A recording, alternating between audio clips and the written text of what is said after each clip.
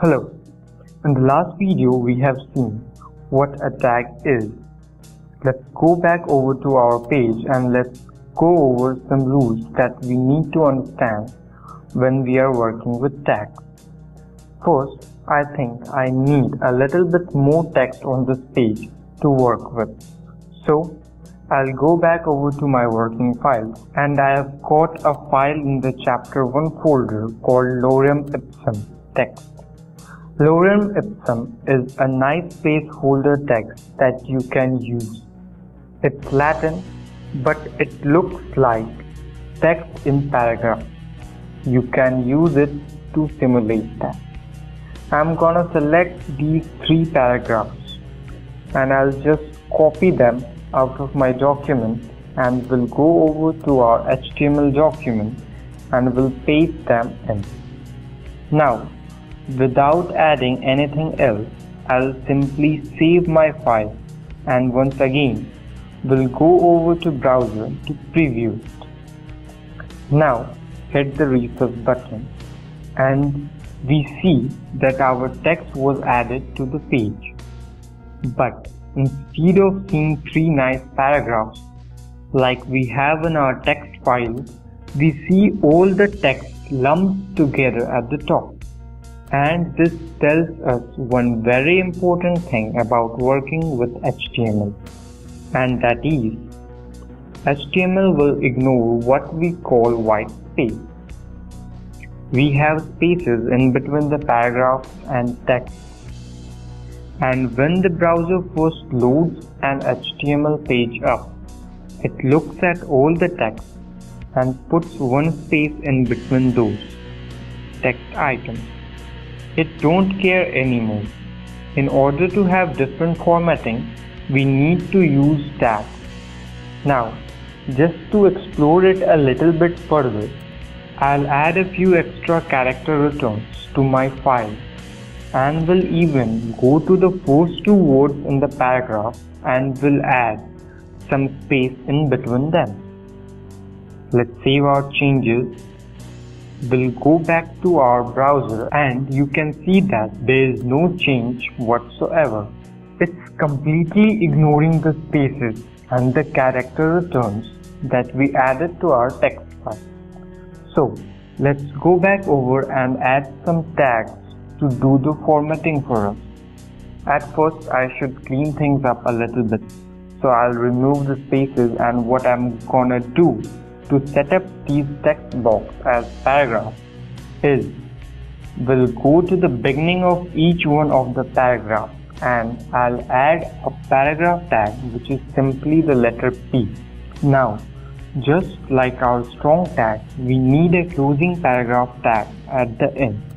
So I'll go and add a \P and I'll copy those ones and I'll paste the paragraph tag at the beginning of each one of our paragraphs and the closing paragraph tag at the end. Now, we have formatted our document using HTML tags instead of white space. Let's save our changes and we'll go over preview our file. Now, you can see the formatting is looking a little bit more like what we intended. We can see that the paragraph tag added space between each one of these blocks of text, making the page a lot easier to read. Now, we have seen a couple of tags. We want to go back to our document and let's take a look how multiple tags work together. You can imagine we are going to be needing a lot of tags. So, what I want to talk about is referred to as nesting. I'll start by adding one more tag to my first line. Here, I'll go up to the space right in the front of letter W and will add an M tag spelled EM, and that's short for emphasis. This tag will be rendered by most browsers by italicizing whatever text you place inside it. And now I'll go to the end of the strong tag and that's where I'm gonna place the end of the M tag, just like we do for other tags. And let's save this. And we'll go out and take a look at it on our page.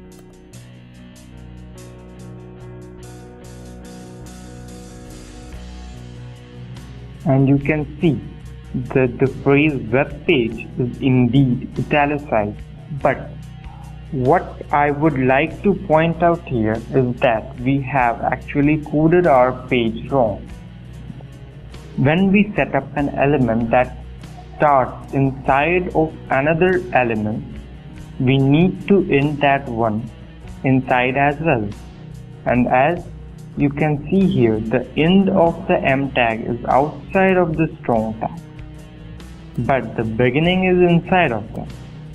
Now, this is considered improperly nested, but you must have noticed that it still looks correct on the browser page. Today's modern browsers are pretty smart. They can figure out what you meant by the code instead of what you said. But we never want to rely on that. If you have improperly nested tags all over your page, at some point some browsers can render it incorrectly, and then you have to go and find the problem and fix it.